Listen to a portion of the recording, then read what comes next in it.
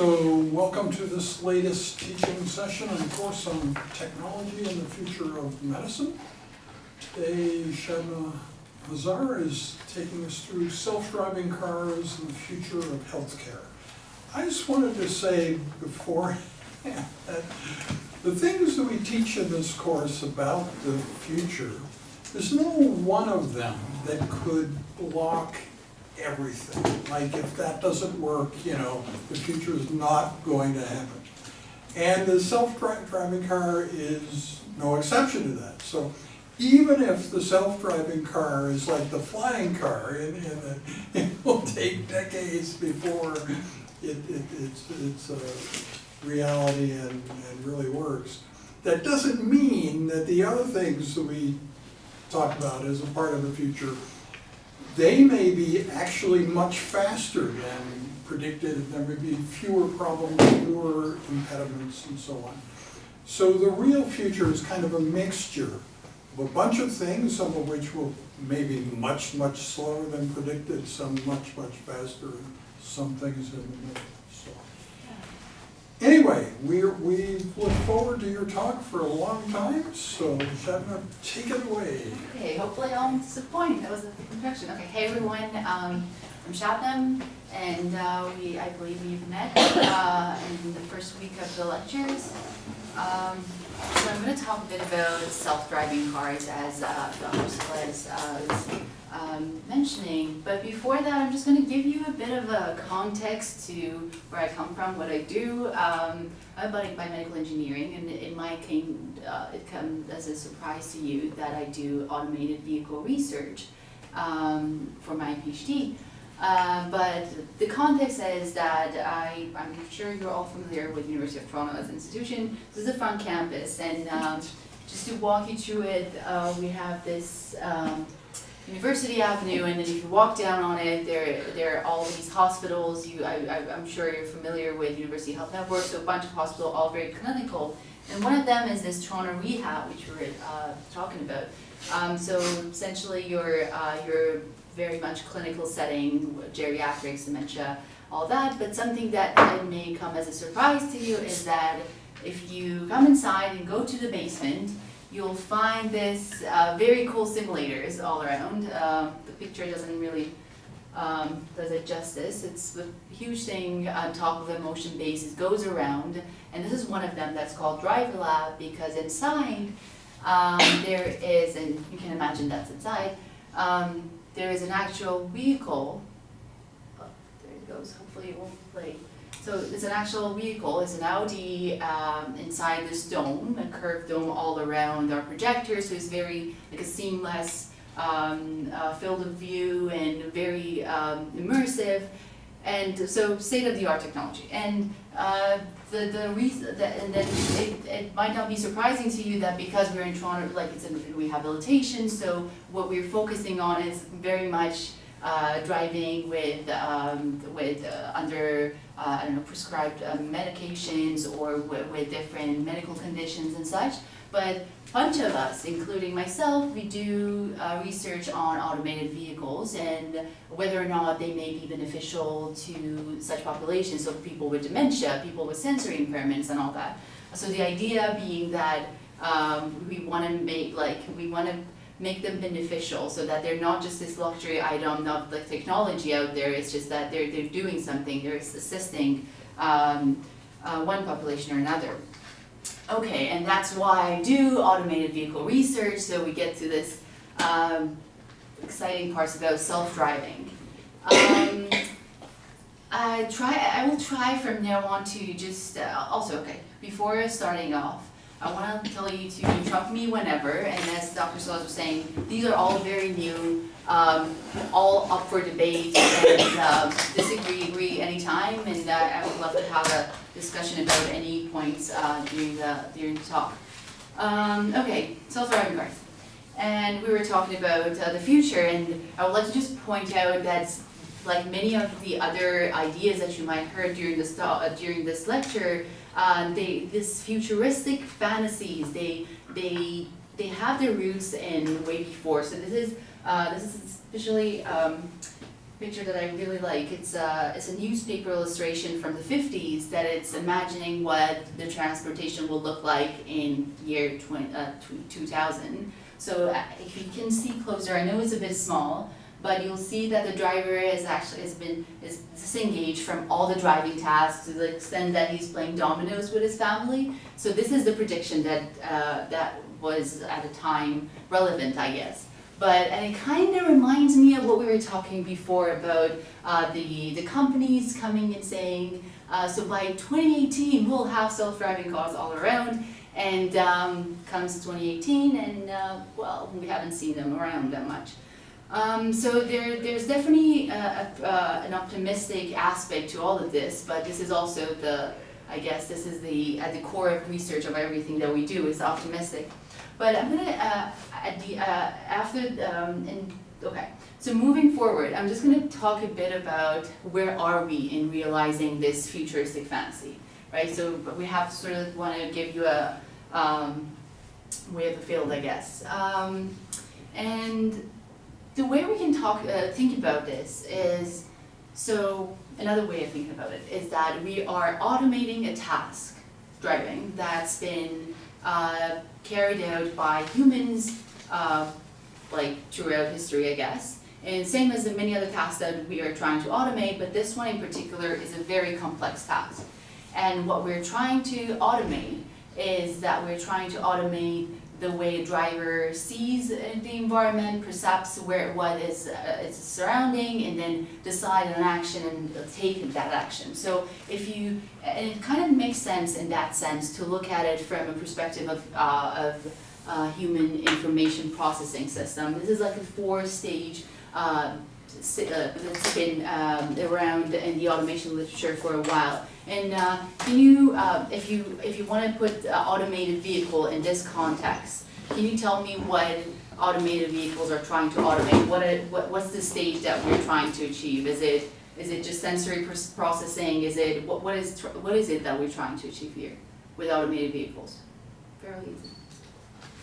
Decision making. Exactly. No. Sorry. Like Gary would know. Response selection? Yes, exactly. So we are automating everything, all from the sensory input to the action, to the action that we're making, to the selection and actuation. So this is a whole process that we're trying to automate, and it's quite a lot. It's not just a matter of okay, I'm sensing that I'm just getting sensory information, or whether I'm perceiving that this is my code here, and how do I navigate through this room. But we're actually trying to automate all of that. So it's a huge task. And it's very impressive, the things that have been achieved. But so going back in the literature, I'm not trying to make it non-technical, but so we are in stage 4 automation, if you will. So we are this top place. And there's a caveat with stage 4 automations in general, and something that's usually called as the Lumberjack analogy, which says, so the farther we are in the stages of automation, the higher we are, the farther it fails. Meaning that if we are in this response selection stage of automation, if it fails, the consequences can be catastrophic. So think of this as trying to automate a medical doctor for a diagnosis. So if this automation is only giving us the decisions of whether or not this person has diagnosis A or not, this is the decision-making level. But if the automation is actually making an action, is taking an action, and say injecting a medication to that person because of the decision that person made, then if the system fails, the consequences can be catastrophic. So hoping that this analogy would make it clear of how AVs may fail. And that's the reason why the performance index for automated vehicles is usually something called miles per disengagement, which essentially means the miles that the system can drive on its own independently before they fail. And it's kind of fun to look at it in a historical setting where In 24, and to give you context, this is just 14 years ago. It's just the amount of the evolution is fascinating to me. Has anybody heard about CMU sandstorm? No. So back in 2004, Carnegie Mellon had this amazing vehicle. It kind of looks funny, looks like a sandstorm, but this was the state of the art at the time. So they won the DARPA's challenge, but the vehicle could only drive 7.4 miles before it fails. That's not a lot, right? And in a matter of 14 years, Waymo, which is now a company, it's like a leading company, they announced that their cars can drive 11,000 miles before they can fail. And to give you the context, 11,000 is a lot. It's 7 times the distance between Toronto and Edmonton. I looked it up. So quite a lot. It's a big achievement for 14 years. And you might have seen the slides, but does this evolution, this speed of evolution, remind any of you of a certain law that you might have heard? Anyone? Moore's law? Thank you. Okay. So yeah, although Moore's law is about computational power, right? So it anybody, you had your midterm last week. So anybody want to take it? No. You don't count. So it's just the empirical observation that, I know you know this, so within every 2 years or so, the computational power doubles, right?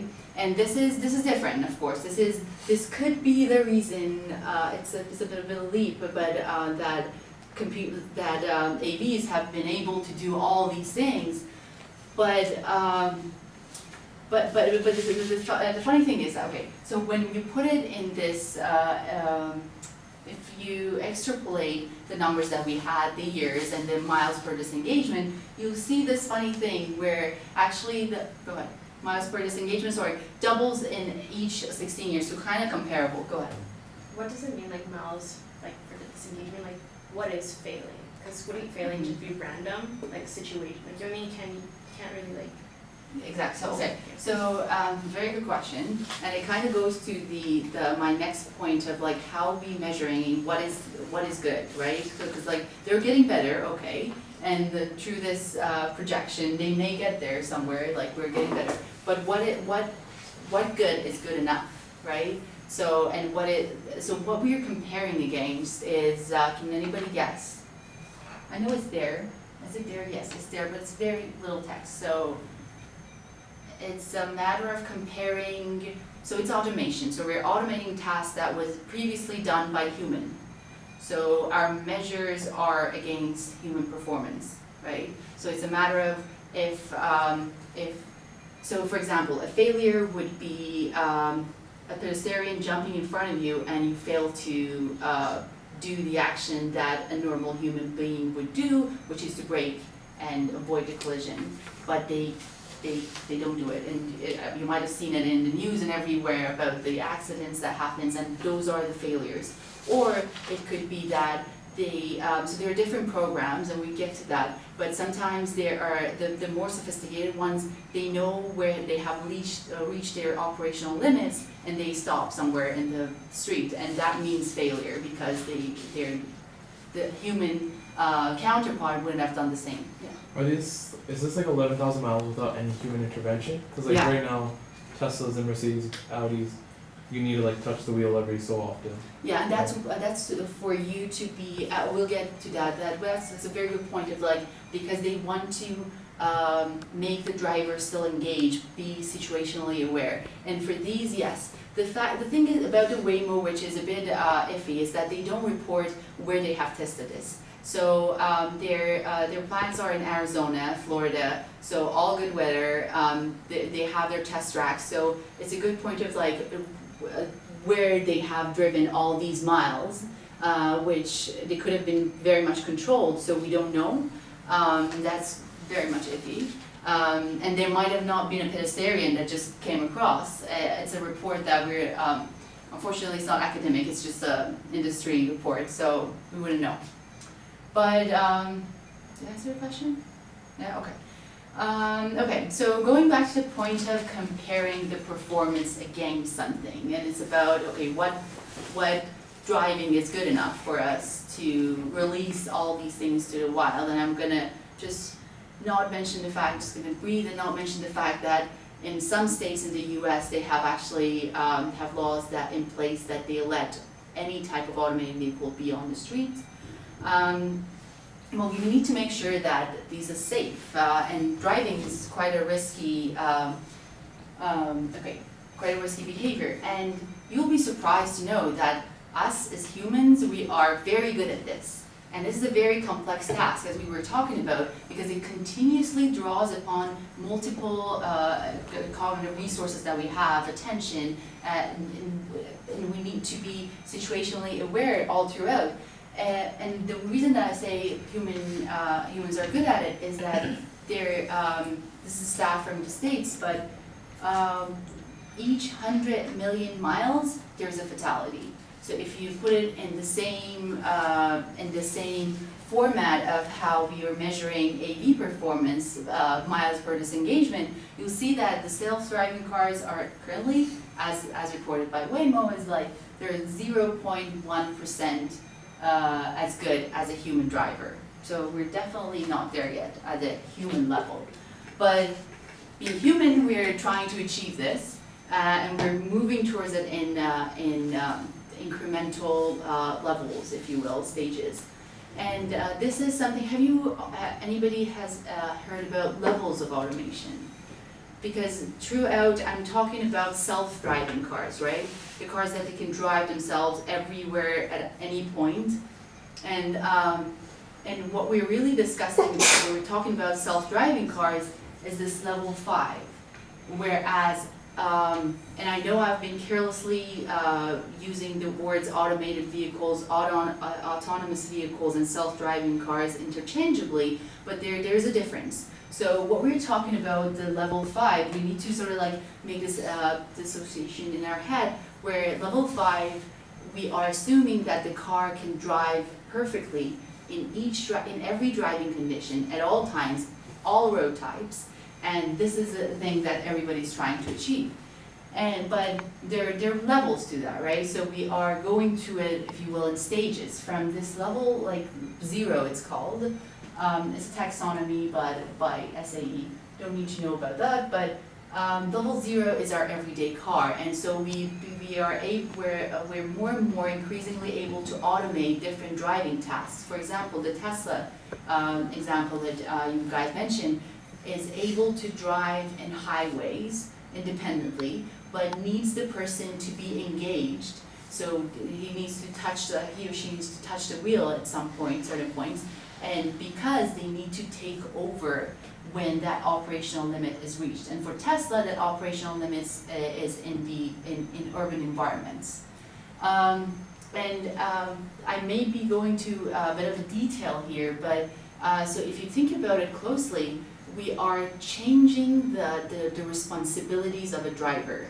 So driving in a level 0 in our everyday cars is a totally different task than to be able to take over appropriately from the automation and to regain situational awareness all of a sudden with an alert and just switch it on and off. So the nature of the responsibilities within this is changing, and this is something that I found to be not really clear with people who even purchase Tesla and they're driving it, so they're not fully aware of the responsibilities that's been assigned to them. Okay, that was a lot, yeah. Do you like the like a car that in parallel park, I forgot what it's called? Would that fall under like level 1? Yeah, so I think it would be level 2. So for level 1, it's usually your, and it's currently available, cruise control. So it's a matter of automating different tasks, as I was mentioning, is about the differentiation between longitudinal driving and lateral. So the longitudinal would be the adaptive cruise control, which can do that, but cannot change lanes or, and lane assistance, those are lateral. And then you will go to 2, where they can perform certain tasks, like all of the tasks, but in certain situations, so it's very partial. Yeah. Do you think level 5 will be unattainable because we need the human to be present in order to have that survival and safety instinct for ourselves and for others on the road, especially in an urban environment? So the idea between level 4 and 5 is essentially what you're mentioning. The taxonomy is a bit hard to navigate through because, so for level 4, if I give you the, it's called conditionally automated, no sorry, that's level 3. This is highly automated vehicles, and it's, the idea is that it can navigate everywhere, anything, and it can lend itself to a safe state when something bad happens. So essentially nothing bad will happen if the driver doesn't respond. And they're trying to achieve that. It's just a matter of us not being there, we're not there. And if you ask me my opinion, it's not about the technology that may not be able to get there. It's about the societal, it's about other things that is involved with it. It's about licensing requirements. Okay, we'll get there. So, and now I'm hoping that we have like a better, like an understanding of where we are now and the things that are trying to be achieved in this sense. And if you look it up, Tesla is sort of like claiming to be somewhere between level 2 and 3. And they're promising level 5 by the end of 2020, so I'm not sure. We'll see. But after that, I'm going to talk a bit about that notion of human level driving or human level AI, which we kind of talked about, and it's about the comparison between human and that AI agent, which is in this case an automated vehicle. And again, excuse me if I'm using this interchangeably. I'm just used to call it AV. And let's call it AV throughout. And there are 2 notions and differentiations when we're comparing humans and AI.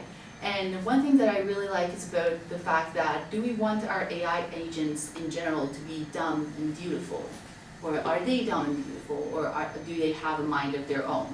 So this is kind of like, I'm trying to bring it home to the ideas that you heard about singularity and that comparison of like, how were we going with this?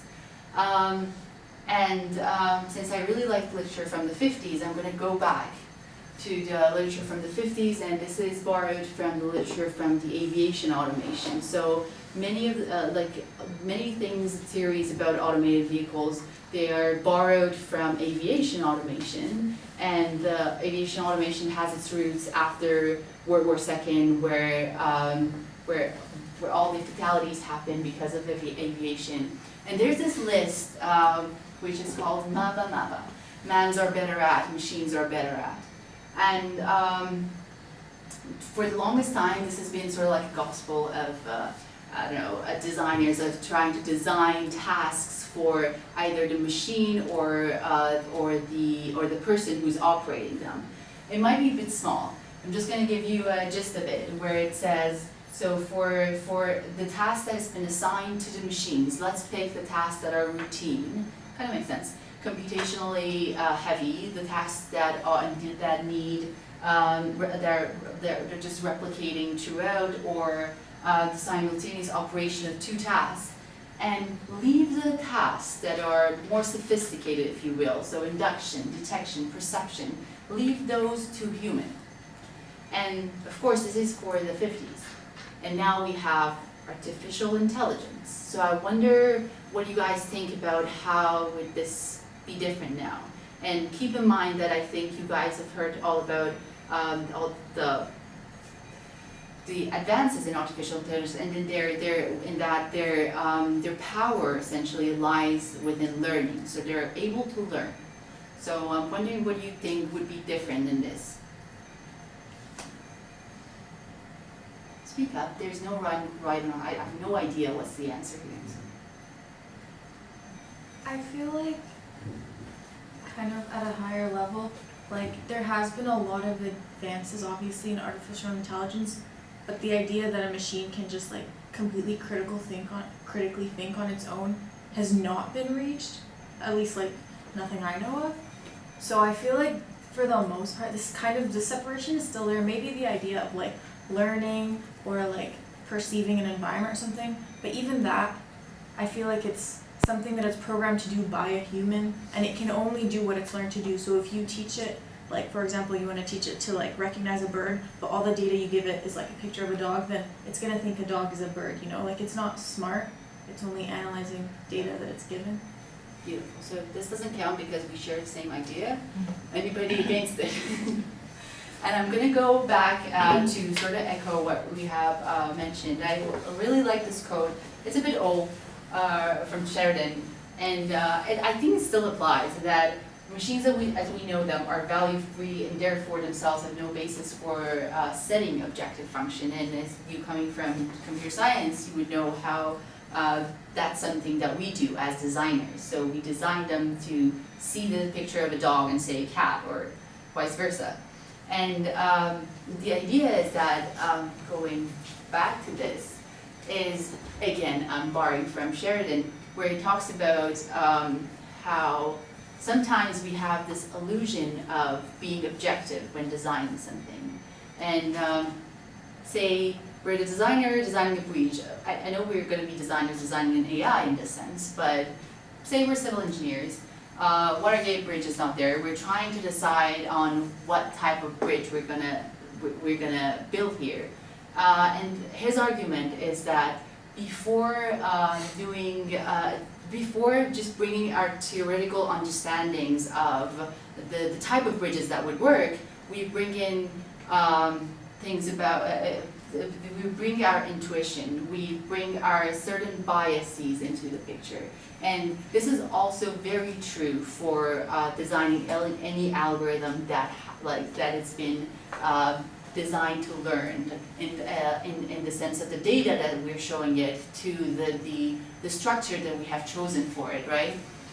And it kind of gives me a good segue to the next point that I want to mention. It's about do they have a mind of their own, this artificial intelligence? And we sort of like, I know you got the hint that I'm saying no, but I was looking up things, the quotes against singularity, and I really like this, about they saying there's no intelligence, no motivation, no autonomy, and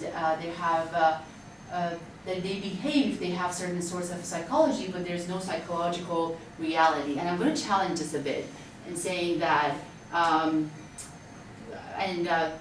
agree or disagree with me, is that they do have a psychology, and their psychology kind of replicates the designer. It has it might not be one person, but as a collective sense, we are feeding it whatever biases that we have.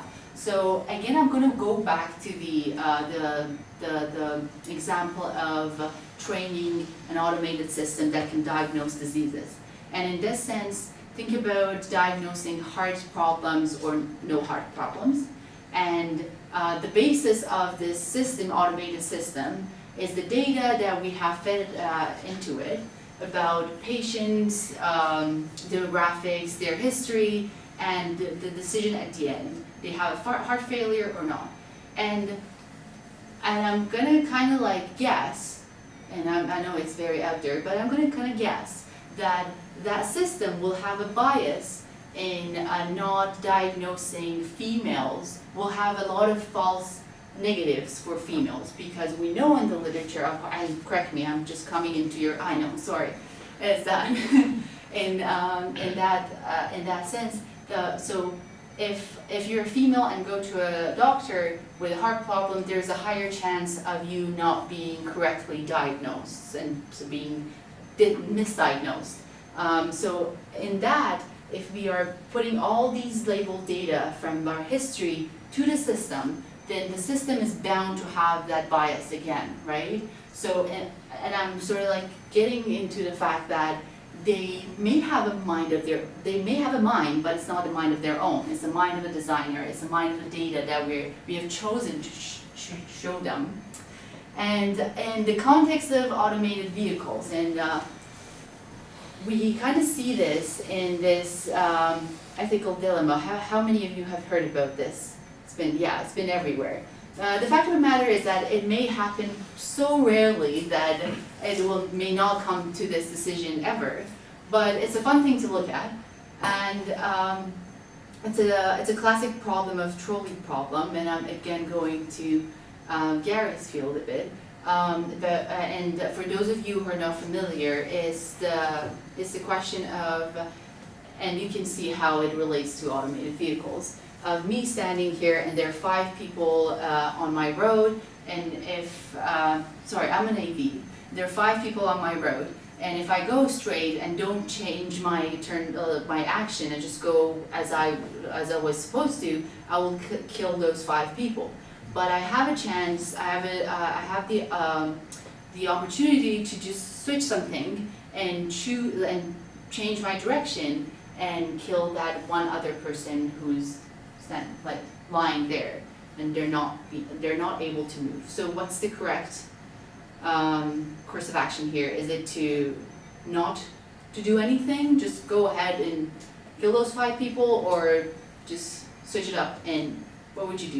You seem to have an idea. Oh, I would just stop. Okay, that's, so funnily enough, that's not an option. I wish that was, in this case, it's not. Well, like with people, the reason we don't want to switch is because then you can say that you actually killed someone, right? And the reason you want to just keep going is so, even though you killed 5 people, you didn't do anything, it wasn't your fault. But with a machine, you can't really blame anyone, they just took the best course of action. So maybe that would have a better outcome. Instead of killing 5 people, the machine picks, and you can blame the machine that it killed 1 person, even though it wasn't really picking, it wasn't a mind of its own, right? It just chose the better outcome of the 2. Yeah, so that I can totally see that, and you can flip it somehow, what you said, in the sense of what we discussed previously about a designer, and the fact is, so if a human, and I'm there, and I'm under this time pressure, and it's a whole lot of pressure, and something happens, 1 people die or dies, or 5 people die, then I think the reaction of the other people to me would be, oh, it was a human mistake. She was under a lot of pressure. But if the AV were to do that thing, we at some point made that decision for them, and we have put it into their design, and we have arguably had the time to think about it, because as humans we do all sorts of things and we blame it on the human nature and the being in the spare of the moment, but the design was like, it should be something at least a bit well thought out, right? You have to think about all of these caveats and to decide what would happen. So arguably, you would have more time, and you can blame the automated vehicle even more, or the designer, even more, if this were to happen, or if 5 people are killed in this one. And this is a dilemma that's been, it's huge when it comes to automated vehicles. Everybody who I talk to when I say I do automated vehicle, they just ask about this. And I was doing a bit of a sort of like a field research to see what people are saying, and they are like speculating and saying this is something that I find kind of interesting, funny. Self-driving car might soon have to make such ethical judgments on their own, and the fact that they put the agency of the decision to the automated vehicles as if they have that sort of capability, and it's not the responsibility of the designer at some point. It's kind of like surprising to me. And but the others are, which I kind of more agree with, is they're talking about who's going to make this decision, and their argument is a bit more mature and talking about, okay, is it the consumer who's going to make this decision, if it comes to it, or the manufacturers and governments, and like having it in mind that we have the time to look into this more in more detail. And in fact, you can look this up. Their MIT Media Lab has been doing this very big survey, online survey, and they present you, and you can go online and do it now. It's quite fun. Where it presents you with two choices. So if you go straight, you kill, I don't know, 3 people and they're female. If you go left, you kill 4 cats. And then there are other choices like female versus male, like cats versus dogs, or like children versus adults, older adults and you can think of all the possibilities. So it's quite fun. And the result, they have so many things to show for, but one thing that I found very fascinating is that their results, they're quite culturally dependent. So so as like in a collective sense, some people within one cohort, and because it's an online thing, anybody anywhere in the world can do it, they tend to have a certain sort of, like, if you will, biases against keeping one, I don't know, cats alive versus the dog. So in some cultures they like cats more. And to me, this is just more of a kind of like a proof of the biases that we bring into our designs and biases we bring to everywhere, essentially. But, okay, let's move on from this a bit of a hot topic, and I'm going to again pause here if you guys have any comments, questions, rants. So you were talking about how you'd have to input data and that brings inherent bias from yourself into the computer. What if you instead, I think we were talking about before, it was like the whole AlphaGo thing where you put the rules in of what the end goal should be, and then try to get the computer or the car to learn itself what the best outcome would be. That's the state of the art, and actually the Amy folks are way ahead of the game, and they're implementing that, and this can kind of moves us away from so many biases. It has its limitation in terms of the applications that it may have in terms of, like, I don't know, the fact that I talked about, like, medical data, but something that you mentioned even in your example was that we are setting the objective function. So the objective function for an AV or for a robot that goes around might be a bit easier to set, of like, yes, don't go through that wall. But if you think about it, like more higher level things, it might be very hard to reach. Is it like to maximize the happiness of one person or maximize the happiness of all the humanity collectively? So like, even in that sense, we are setting some things, but definitely that's the whole point of like getting rid of all the labels and data and then make them learn on their own without any push or nudge. Okay. Can I just add Yeah. something? I think like with the reinforcement learning thing for AlphaGo or AlphaZero, like there wasn't much at stake in terms of it, because like you're playing a game, right? Like obviously it was, the idea was like, oh, we want to get reinforcement learning to work, but there wasn't like ethical issues within the game. So I think when you're going into like something else that has ethical issues, it gets to the fact that like, how are you gonna make it so the machine learns ethics or like these scenarios by itself? And I just don't know. But like, Yeah. And yeah, okay. This is off topic, but this is like a quick note that I find it I always find this fascinating. It's about, again, medical data, and I'm just like, because of my background, and it's about so when this is I'm quoting a data scientist here. He was talking about we have found this, and we have presented this data, and at the end we found, oh, this is very interesting. The algorithm is picking up the difference of, like, I don't know, blood level or something above, like, if you will, 50 and under 50. And his argument was, it's quite funny where our because we tend to put thresholds on round numbers, right? And the algorithm picked it up, which I find quite fascinating. Okay. I'm going to move a bit from this cautionary tale and talk about promises and perils of automated vehicles. And again, I'm going to go back to the human automation interaction literature and talk about why have we historically, or why do we still keep on automating tasks? So we do them because some of them, they're impossible, hazardous, they're difficult or unpleasant, and or we just do them as AlphaGo, which I totally admire. I am a fan of them because it's technologically possible.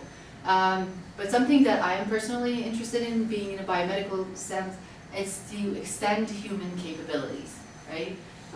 We want to augment them, and we can think of this in two ways: either extending human abilities to reach that superhuman level of like me having like 5 arms, which is quite fun, or extending the abilities of a person who may have impairments in terms of physical, sensory, cognitive, or maybe may have another type of disadvantage, which we'll talk about a bit later. And this is something that I am essentially focusing on, and I would like to do I'm doing for my research. And at the core of it, it's about, on one hand, it's about impairment. So sensory, cognitive, and physical impairments, as we all know it, can result in driving cessation. Either it could be temporary, or it could be lifelong after a certain time after your diagnosis. And the one thing that I'm focusing on is about cognitive impairments, because it's quite a unique challenge. As when you have if I have a sensory challenge with my vision or something, it's usually easy for me to tell. So I self-manage, I don't drive. But when it comes to cognitive impairments such as dementia, it's a bit tricky in that the people who are living with dementia are not often the best judges of their own abilities. So as a result, I know for Ontario alone, 30% of the people who are diagnosed and are not like, if they go to a medical professional, they'll be advised not to drive, they keep on driving. So in that sense, we can do quite a lot with AI if it's sort of designed in that way. And you can think of it as the problems that I have, I'm going way over, sorry. Okay, I'm going to pass this and talk about the different advantage that we may be able to think about solving with AI. And it's about access to healthcare. This is something that I found interesting in that Canada ranks 10th out of like in 1 to 10, ranks last in terms of its access to healthcare. And we have quite rural environments, and AV can be something that we may consider can be a solution to that. But the challenge is that, as we have established, safety is not guaranteed yet. We have, and these are the levels that I presented in sort of like a different model. But think about our transition period to when we have those self-driving cars. So we will have Tesla, we will have all these levels, and there are implications about the licensing requirement, right? So we will have all these vehicles on the road, and they'll have all drivers in them will have different responsibilities. And the other one is about acceptability. The sort of like the mixed feelings in this room about AVs. So Serbi, if self-driving cars are safe to be used right now and are, who among you would use them? There you go. So what, the ones who said no? I think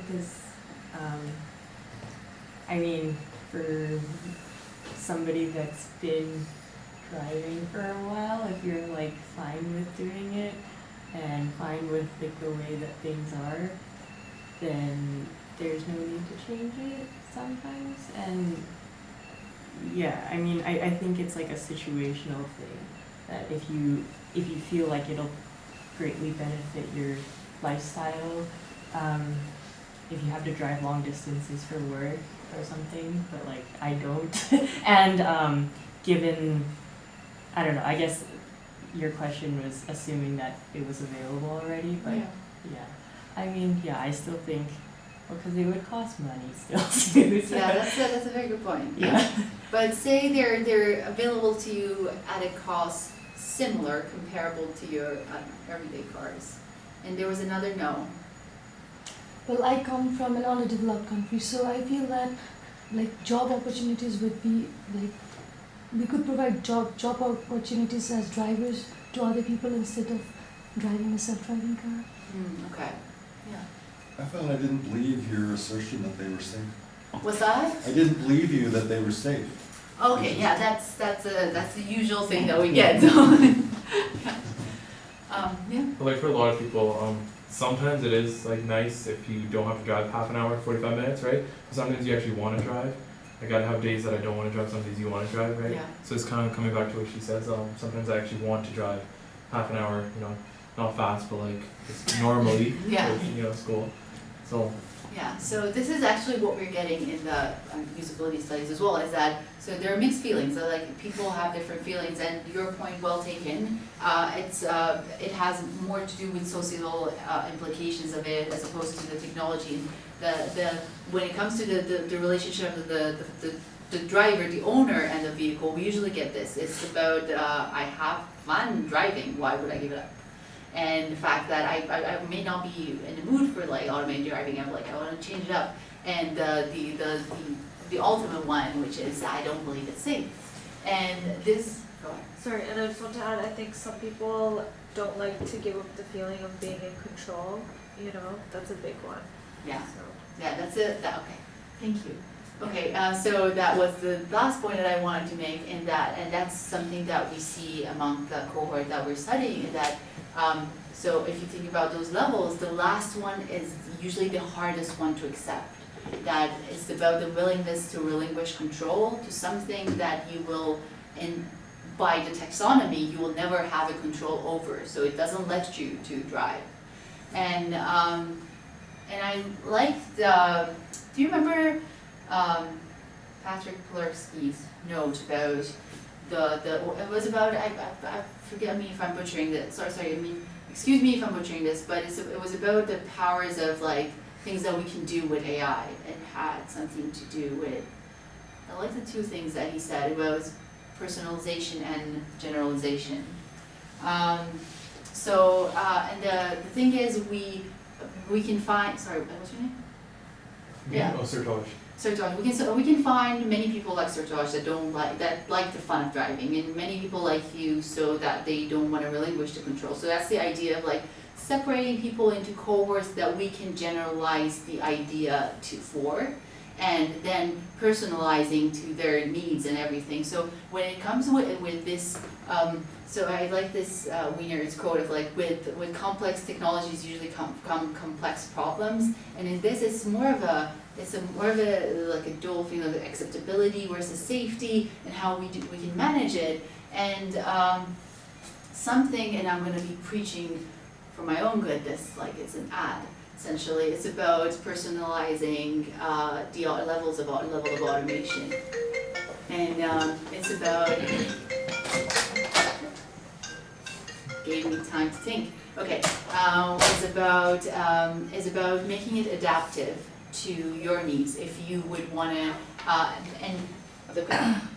another pitch is that remember that 4 stages of information processing, we're sensing the environment and making decision everything, and in this whole thing, what do you think it's missing? Like what we're not sensing?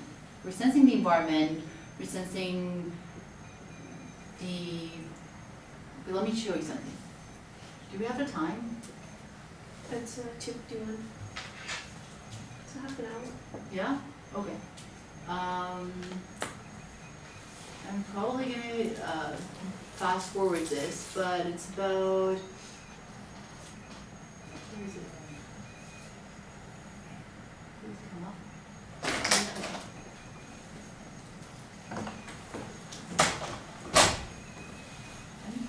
Okay. I'm not a Mac user. So Maybe what- I'm trying to what open this happened? link up. I'm trying to open this link up and show a video. Okay. Doesn't sound very difficult. No. So,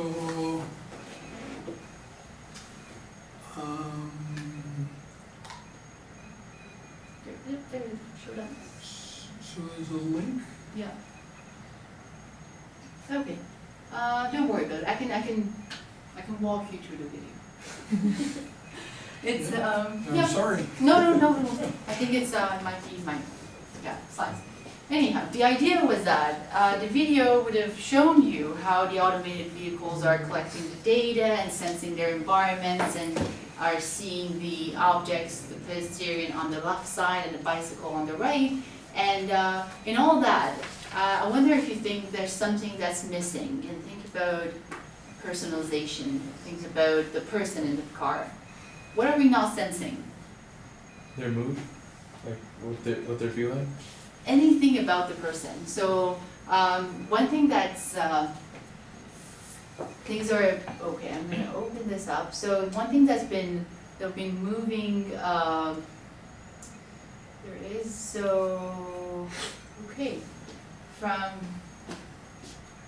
moving more and more towards is sensing what the driver inside is feeling or wants or even capable of. So if you're trying to increase safety, we can just eliminate the driver when that person is fatigued or is at a higher risk of making an error. But for other times, we might as well let them drive, right? So it's the idea of adaptive automation and have it to work there. And there's so many things that remains unsolved even with this approach. So that's my way of opening this up to discussion, and hopefully I can get that video up for us to see. But other than that, thank you for listening.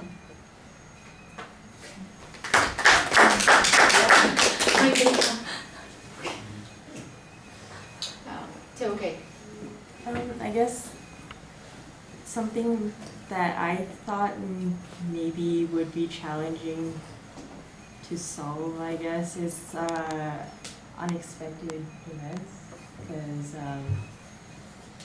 given that it can survey the environment, and usually nothing too crazy is going to happen, but really anything can happen. So the timing and the reaction, I guess, that if the AI is able to sense this sudden change in the environment. So one of the aspects of the video I wanted to show is that it, and again, I'm going by the claims of the company, and it's about Waymo. So they give a good estimate of, like, I think 5 seconds or so. They claim that the algorithm can predict if unexpected challenges are coming along.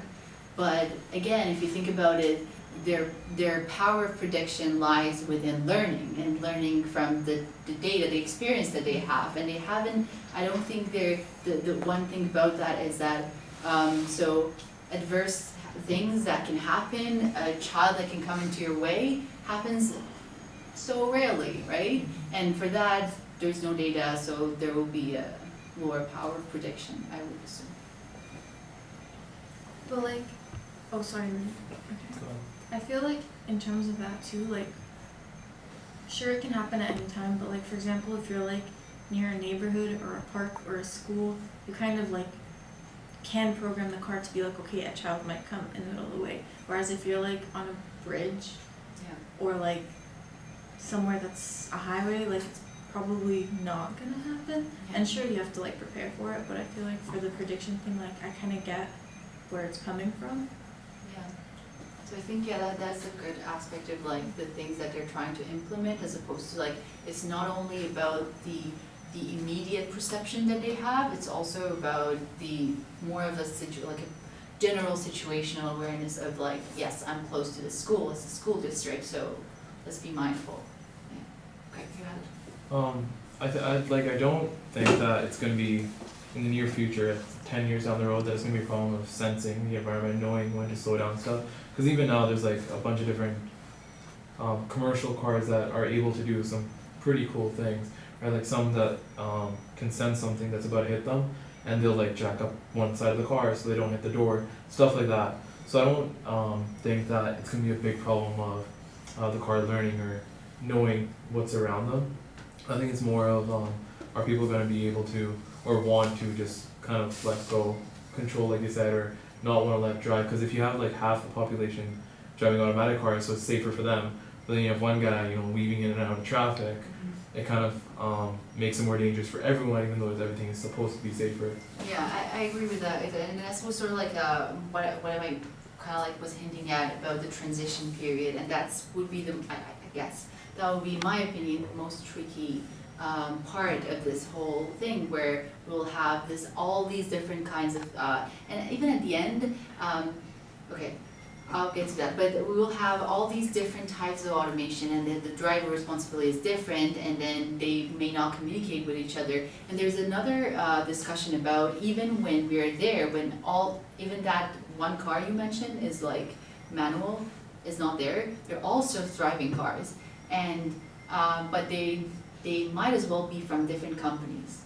And there's a whole discussion about whether or not they share their information with each other, because many of the information that they get about their environment is through, you might have heard like a vehicle-to-vehicle communication of like, where are you at? And this helps them to be able to have a better mapping of their environment.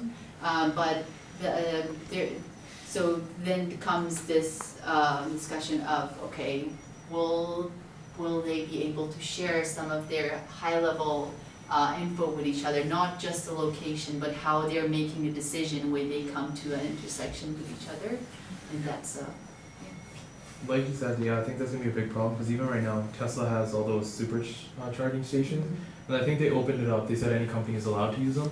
No one has, right? No one's taking them up on that. So if something that simple of where they can use someone else's charging stations hasn't been taken out, it's gonna be really hard to get all the companies to work together on something as advanced as that. Yeah, and so I know of this, it's a European-based startup. Their whole idea is just to make that shield of a network that essentially protects the algorithm of each of these, if you will, like very high level. So it's protecting them, and it's keeping their advantage of each other, and making the decision of like what information they can share safely with each other, and still protect their, I don't know, whatever that they have, their IPs and everything. So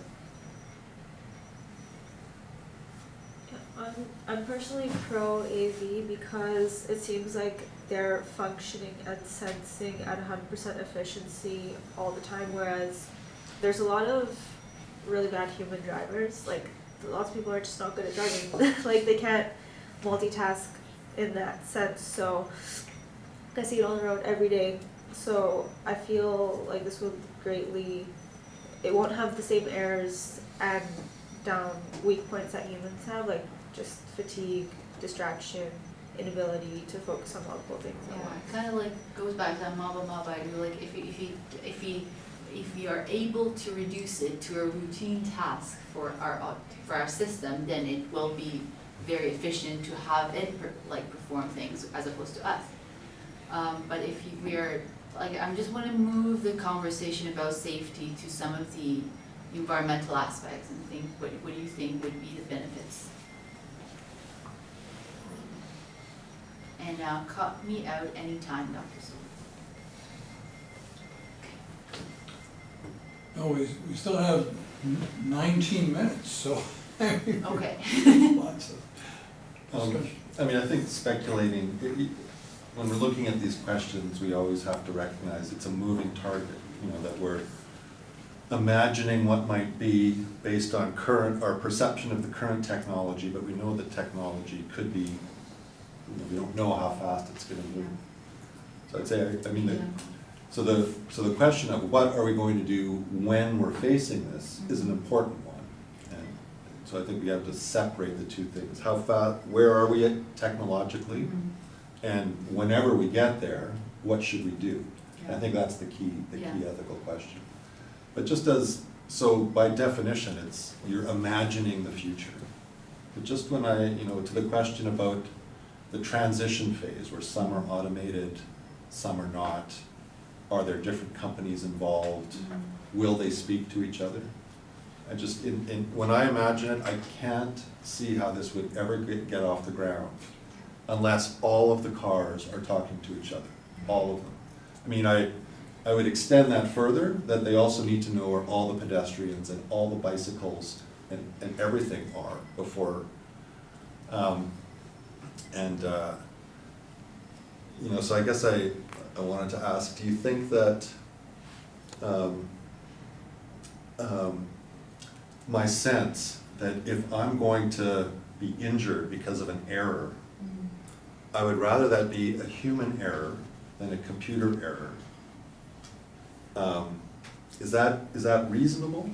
So it's interesting how it's a thing that people say, and in my head I kind of see why this might be the case, because if I'm sitting here and you're the driver, I trust that you're going through the same processing system that I'm going through.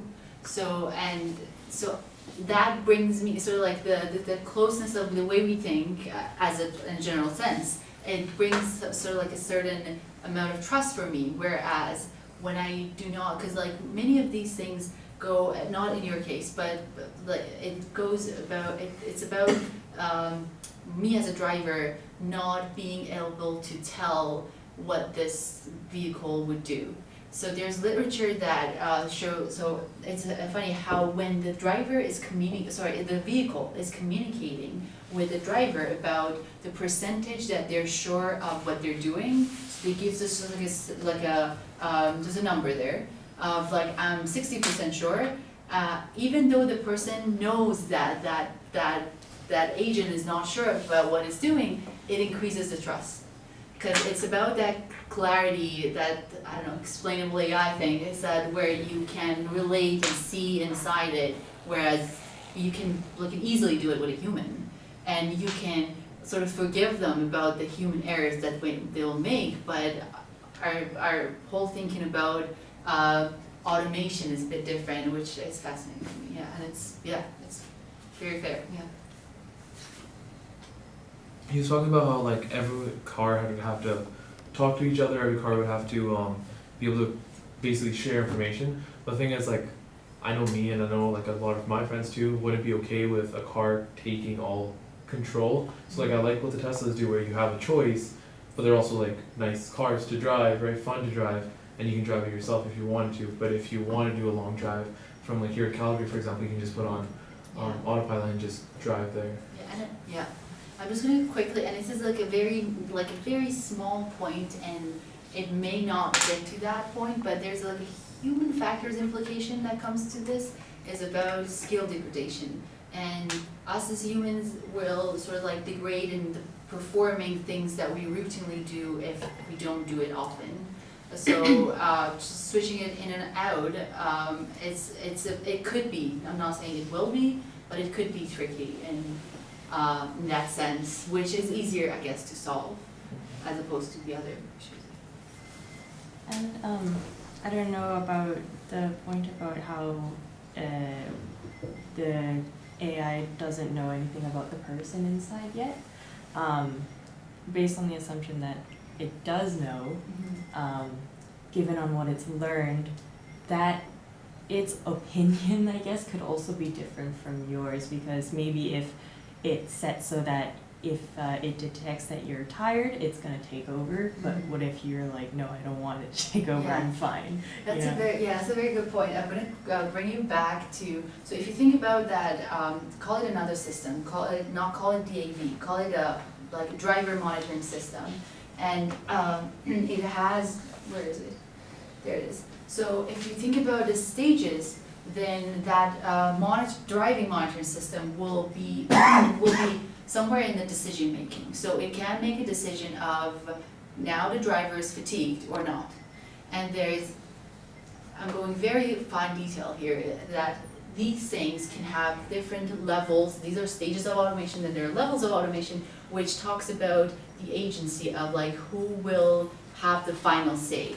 So if you think about it, then you can design that system in a way that it gives you the option of saying, you're fatigued, so I detect that you're fatigued, do you want to go on driving? And just that alert, I think for, what is it called, the big cars?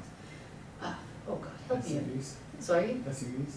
Yeah, no, the Like trucks. the Oh. cargo truck. Yes, Sumo. and it has a good name. Yeah, so for those drivers who drive quite a lot and sometimes many hours a night, it's been known to be effective. It's just telling them of it could be just like a person sitting next to them saying like, hey, you seem a bit like tired. Do you want me to take over? And that even that nudge is known to, but you will need to have that final say, of course. I guess building on that though, how would it work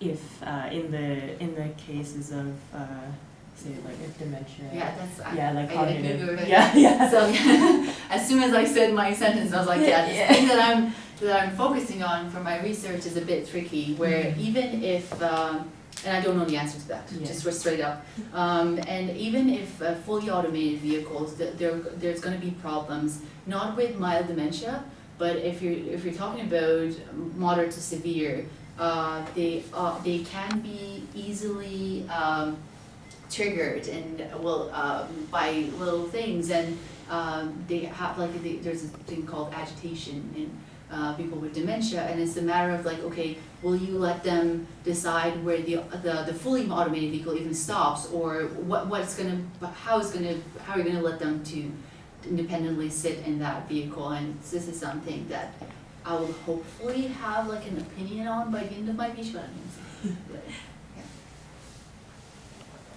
I hope it's okay to just like switch this discussion to a slightly different direction, but I really like the idea of, using AI and to accommodate for those people that may have sensory deficits and or have dementia.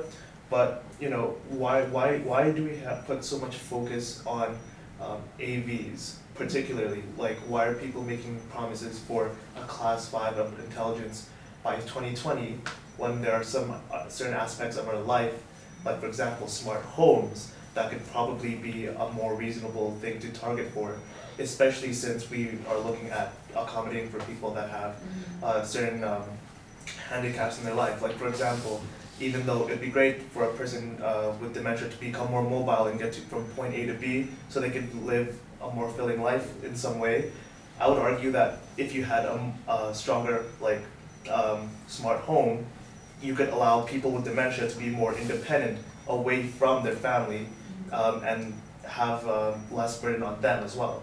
And we might already have smart features in our homes, like you might have Alexa, or you might have sensors that detect that you turn off the light if I clap.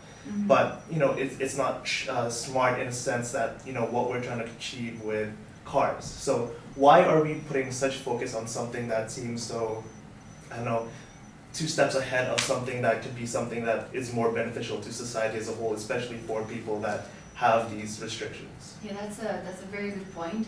The focus we'll get to the focus that it's in the media and everywhere, and they don't talk about dementia or EV for dementia. It's just a hype of industry, and it will either go away or just something will happen to it. But it's not like, I would like to think that academia could be a bit like away from it. But it's actually very interesting that you bring up that, because my whole lab, they do all that. They all are about making older adults be able to age in place, whether they have an impairment or not. And it's the idea of that adaptive automation actually came from something that you can look it up. It's called coach systems from a supervisor. So and the idea is very simple. It's not as sophisticated in terms of the AV, but I think it's much more effective in making a change in the quality of life of people with dementia. And it's just and the very first prototypes of that is just a robot that goes around, finds a person in their home and follows them, and then detects when they're doing a goal-oriented task and sort of helps them through it. So it could be just hand washing, because goal-oriented tasks are usually a problem. So there are definitely things in that, but again, talking with people who have dementia, driving has been a big part of their life, and not having it anymore is not only about going from one point to another point. It's about autonomy, it's about independence, and it has been shown quite a lot of them, especially in North America, that has a lot of implications on their health. It has like it increases mortality rates by 3 times. So it's quite of a, I would say psychosocial, it would have a psychosocial effect on them. So it would be very nice if we can even prolong it a bit or restrict the driving in a more gradual way as opposed to just cutting it out. So that's the idea, but I couldn't agree with you more that making them be able to age in place, it's a very important, Yeah. And I only ask because, I've volunteered in care centers where, they have people that may have dementia that can't be looked after by their family anymore because it's gone that bad. But also there are people that have just aged to the point where they just can't take care of themselves even though they're cognitively fine. yeah. So like the whole idea of the smart home is much more, has a larger scope in my view, just because, we will all be subject to, and like we'll also come to time eventually. Yeah. So it's just something that I feel like we could all benefit from, whereas like where driving, it feels like, it's targeted to an X like population at the moment. Yeah, I agree, and then it has so many more potentials in that you can monitor the person's physiological things throughout, but we can discuss that. I'm getting a little. Sorry, go ahead. I just wanted to add one small thing and then Yeah. say something completely different. I think like just because we don't talk about it much doesn't mean it's not happening. So it's quite Oh, yeah, possible for sure. that there has been a lot of research, right? But Yeah. we just don't know about it because this one's hyped up a lot. And the other complete different thing, I was thinking about, you said the whole trolley problem, right? I was just wondering if you have, let's say like a straight road, like a hallway almost, right? You're driving down really fast. There's 5 people there that you will kill if you keep driving, or you can try to like just smash yourself into the wall and kill yourself, right? I'm guessing most people I know aren't that, great, like I'm just gonna kill myself and jump off a bridge and, save 5 people. And instead they'll probably be like, like it's gonna happen, like I'm trying to stop it, right? I'm trying to slow down, but so what would a machine do in that case where you kill 5 Yeah. people or yourself? So Right. I'm gonna go, I wouldn't know, but the thing is, the things that can inform that decision, as we were talking about here, is about the consumers and the manufacturers, and the things that makes AV so complicated is that they're a product. They are, they should have a selling point. And if you tell the consumers that, yes, and that, I know it's very rare, but in 1 in a million, if this happens, we're gonna kill you instead of those 5 other people, I would say there's a chance that that person just not gonna buy it, right? So it's a matter of like who's gonna decide. Is it the consumers that will have a say, or is it the manufacturers who wanna sell their product and as a result will probably go with the consumers, or there should be this, I'm not sure if government is the one to go with, but like another, authority on it, yeah. I think the trolley problem is a great way to stretch your mind, and there's resources all over the internet. I think like even trolley.com. Yeah. And I think the thing to really think about in the hypothetical is, how would this really work? The train's coming and you think that you have this sound knowledge that if this happens, 5 people are gonna die, and if that happens, 1 person's gonna die. So in the reality, this is where you need to bring in the actual uncertainty, that how well are you going to know in this moment what's gonna happen? And then I'd invite you to consider that in any such situation, if you're in a car, we're talking about a split second. Okay, and then if you just think of how your brain works, and it's amazing that in that split second, you could probably have 10 distinct thoughts. What are you seeing there? Who's on the side? You see kids, you see old people. You can assume that in that split second, you can think, oh, better to kill old people than kids. And you realize that in that split second, you're going to decide to either pull the switch or not, or to turn your car or not. And so I think the problem with a good decision is that inevitably the information you have is going to be wrong. Like statistically that looks like an old person and that looks like a young person, and so all things considered, I don't want to hit the kid. I'd rather hit the You know, but you might not know that, oh, this kid was actually a terminally ill person that was gonna die next week anyway. You know, and this, you know, old person was, you know, Gandhi's brother. You know, but anyway, just the limitations, and that in some ways, we have to be satisfied with imperfection.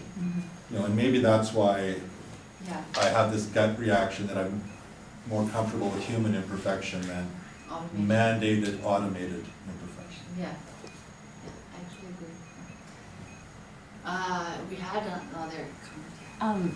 I mean, that's, I never thought about that before, but in the kind of consumer manufacturer who makes the decisions thing, I'm pretty sure I've mentioned this in this class before, but from a cynical perspective, historically, manufacturers and their goal is to make money. And so say there's a guy that's super rich, and then he says, like, oh, there's no way that I would, in any scenario, want this car to kill me, so I want the number one priority of safety to be my safety. And then he gives them all the money, and then they do it. And, you know, I wish that, I think everyone wishes that we could all kind of agree on something, but humans are very good at disagreeing, so.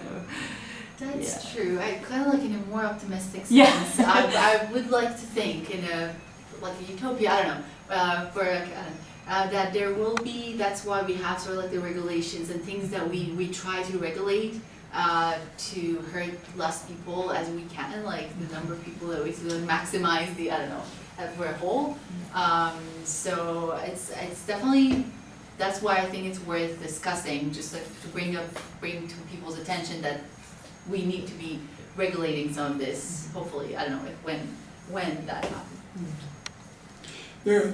There's a side of this that we don't often think about, that we're discussing this as a kind of first world problem. Like in countries where the legal system really doesn't work, then when there's an accident, the immediate priority is to beat up the person who's at fault, right? Because that's the only way you'll get justice. You know, if you think it's going to come any other way, all your friends will tell you it's not going to happen. So, and similarly, within the hospital, with a sort of adverse outcome for any reason, the physicians and healthcare professionals are at risk of being personally attacked.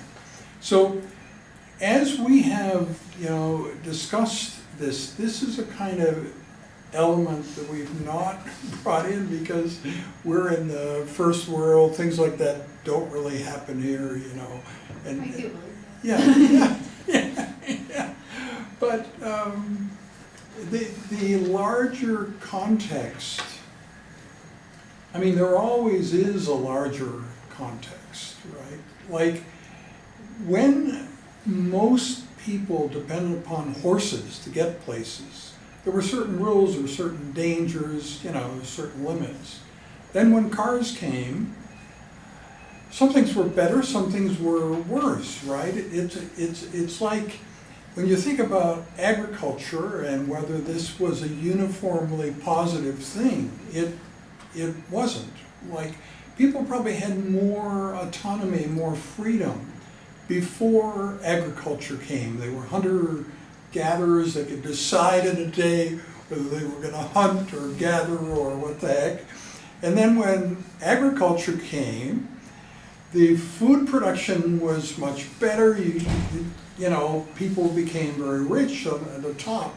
But the worker actually had a poorer life than before. So there are many ways to think of this larger context and put things in an overall perspective. And so that also needs to be built in to this somehow what in the same period of time that self-driving cars, automated vehicles are being developed, what else is going on in society? What are humans' goals? How are they changing? Yeah, I agree with Yeah, you. the that- larger yeah. context. In that sense that, like, similar to what you mentioned about the change in where the horses and the cars, if this happens with the automated, there will be that sort of like a similar paradigm shift, if you will. Right. But I would also like to think that we are in a sense more sophisticated in the systems that we have in place. And think about the technology that's coming, it's the key places is the States and Germany, so it's coming from this side, and I would like to think that we are sophisticated in just generating all the implications and like thinking it through at least. And I don't know, maybe with the technology, even the legislations, everything around it would be exported to other countries as well. So it's like a whole package, because I don't see it working as just technology alone. It has so many societal impacts that, yeah. Yeah, and life is not simply, you know, you start each day with a pot of money that's X amount of dollars, and you're constantly comparing, doing this with that, and, you know, people will criticize you for being stupid if you spend the money on one thing as opposed to another. Society-wide, it's much more complicated than that. So when you say, well, shouldn't you spend money on a smart home rather than a self-driving car, that you can do both. I mean, there isn't a real situation where by spending money on the self-driving car, you're draining funds from the smart home.